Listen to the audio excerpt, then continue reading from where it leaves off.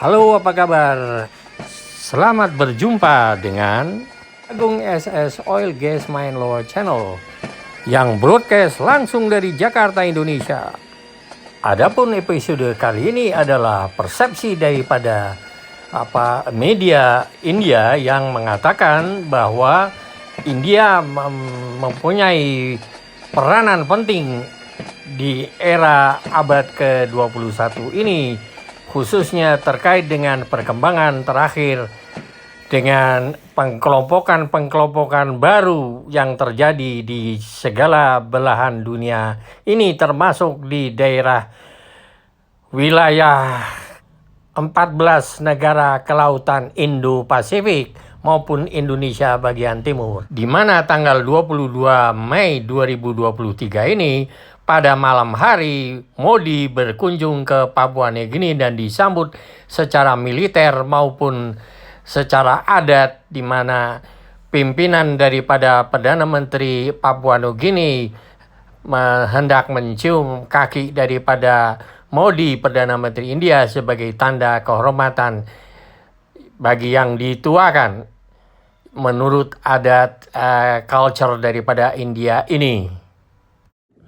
Nah, kita lihat di sini peranan daripada Modi, yaitu Perdana Menteri India, itu dianggap sangat penting oleh media pers di India. Karena menurut persepsi media di India, Perdana Menteri Modi bisa mewakili beberapa pihak dalam hal ini, dan dia berada di beberapa posisi. Yaitu kalau seperti yang terkait sekarang ini kan, dia berkunjung ke Amerika Serikat nih. Iya, Perdana Menteri Modi. Dan itu, tapi sebelum berangkat ke Amerika Serikat, itu dia sudah menekankan. Dalam satu wawancara dengan Wall Street Journal, dia mengatakan bahwa India dalam hal terkait dengan perang antara Rusia dan Ukraina, itu dia menghendaki adanya perdamaian, bukan peperangan. Itu yang dipesankan oleh Modi sebelum dia berangkat bertemu dengan Presiden Joe Biden. Ya, dia bertemu dengan Presiden Joe Biden karena Joe Biden kan dalam ini itu juga sedang berusaha untuk memperbaiki posisinya terkait dengan persaingan global ya, dengan pihak Republik Rakyat Cina, termasuk juga di daerah Indo-Pasifik sebagaimana sudah kita utarakan. Nah ini makanya kita lihat India kan di satu sisi dia juga berada di semacam fakta kekuatan Quad ya, itu dimana anggotanya itu Amerika Serikat, itu kan ada Jepang. Nah, India berada di situ, tapi di satu sisi lain juga dia berada di pihak pendiri dari BRICS, yaitu Brazil, Russia, India, China, dan South Africa. Nah, sehingga dia berada di posisi di berbagai lini.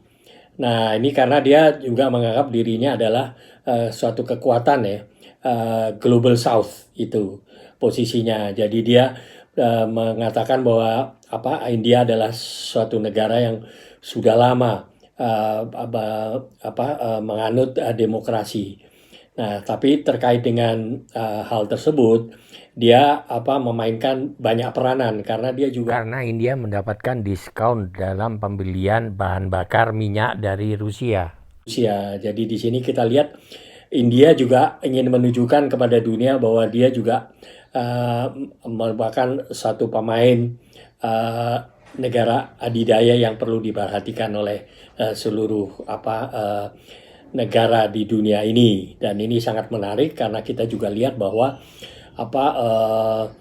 sebagaimana kami sudah jelaskan, pihak Amerika Serikat dalam keadaan krisis ekonomi sekarang ini, dia juga harus menyelamatkan national interest-nya dia, di mana dia juga di satu sisi dia bersaing dengan Republik Rakyat Cina, tapi di sisi lain itu terkait dengan proxy war antara Rusia dan Ukraina. Dia juga membutuhkan adanya diplomasi Xi Jinping untuk menengahi antara Amerika dengan pihak Rusia, dan di sini sangat menarik untuk kita perhatikan, sehingga peranan dari Modi ini, apalagi di Amerika Serikat itu, penduduk daripada diaspora India itu banyak sekali. Menurut data yang terkini ada 4 jutaan penduduk diaspora India di Amerika Serikat. Nah, sehingga mereka ini mengharapkan dengan kedatangannya Modi bisa membantu kedudukan mereka. Diaspora India di Amerika Serikat, khususnya untuk menduduki jabatan-jabatan penting baik di eksekutif maupun juga di parlemen.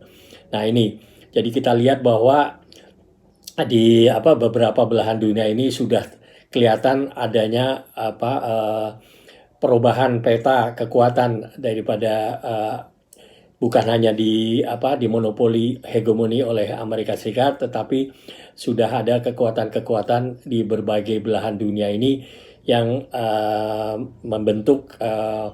mencari bentuk kelompok-kelompok di mana kurang lebih intisarinya India juga ingin menunjukkan kepada dunia bahwa India juga perlu diperhatikan sebagai negara demokrasi terbesar di dunia ini. Terkait dengan perkembangan ini, Indonesia juga harus mempunyai peranan di dalam bersikap, karena Indonesia kan kejepit di antara dua kekuatan yang Amerika fokusnya sekarang ini adalah menyelamatkan national interest daripada Amerika, di mana dia telah menandatangani Defense Pact dengan Perdana Menteri Papua New Guinea, yaitu tertanggal 22 Mei 2023 ini. Jadi di mana juga sebagaimana kita sudah utarakan bahwa kurang lebih 14 pimpinan daripada negara kelautan, 14 negara kelautan di Indo-Pasifik itu mengharapkan adanya keterlibatan Modi untuk mewakili kepentingan mereka di forum-forum internasional global, baik di G7 maupun di institusi lainnya. Sehingga Indonesia dalam hal ini juga harus mengambil sikap, di mana kurang lebih Indonesia juga pada saat ini kan masih menggantungkan sebagian besar dari budget negara dari hasil dividen yang diperoleh dari kepemilikan pemegang saham nasional Indonesia. Sebagaimana kita sudah katakan berjumlah mayoritas, yaitu 51,23% mayoritas saham yang dikeluarkan oleh PT Freeport Indonesia. Sesuai dengan IUPK di wilayah izin usaha pertambangan khusus di Irian Jaya atau Papua. Nah, sehingga karenanya pemegang saham nasional Indonesia berhak secara sah dan secara legal mendapatkan dividen sebesar 51,23% dari keuntungan yang diperoleh dari kegiatan operasi dan produksi pertambangan tembaga dan emas sesuai dengan izin usaha pertambangan khusus di wilayah izin usaha pertambangan khusus dari PT Freeport yang kini sudah mencapai pelaksanaan eksplorasi dan produksi tembaga dan emas deep zone di bawah underground Grasberg tersebut, di mana lokasinya berbatasan dengan pangkalan militer yang diminta oleh Amerika, yang telah ditandatangani oleh Antony Blinken untuk menyelamatkan national interest daripada Amerika Serikat. Dan tentunya Indonesia juga harus bisa bermain cakap, jangan sampai menjadi korban daripada perebutan kekuasaan influence antara negara-negara besar, di mana sekarang juga terlibat kepentingan national interest daripada New Zealand dan Australia dengan adanya akses Navy PLA-nya People's Liberation Army, yaitu Navy daripada Republik Rakyat Cina, yang juga telah meminta akses kepada negara-negara di kelautan Indo-Pasifik tersebut, termasuk dengan pihak Perdana Menteri daripada Papua Nugini di Port Moresby ini. Oke, jadi Indonesia dalam hal ini juga harus bersikap hati-hati, termasuk bermain diplomatik, jangan sampai keseret-seret ke sana ke sini di antara kekuatan-kekuatan besar yang sekarang ini mengerucut menjadi kekuatan antara Amerika Serikat, New Zealand, Australia di satu sisi versus dengan kekuatan Republik Rakyat Cina di belahan Indonesia bagian timur maupun di daerah kepulauan 14 kepulauan Indo-Pasifik, termasuk di Port Moresby ini di daerah Papua Nugini. Oke, ini adalah episode yang nomor 32 sebagai kelanjutan daripada episode nomor 31. Oke, semoga bermanfaat dan terima kasih atas kunjungannya dan sampai berjumpa di episode berikutnya.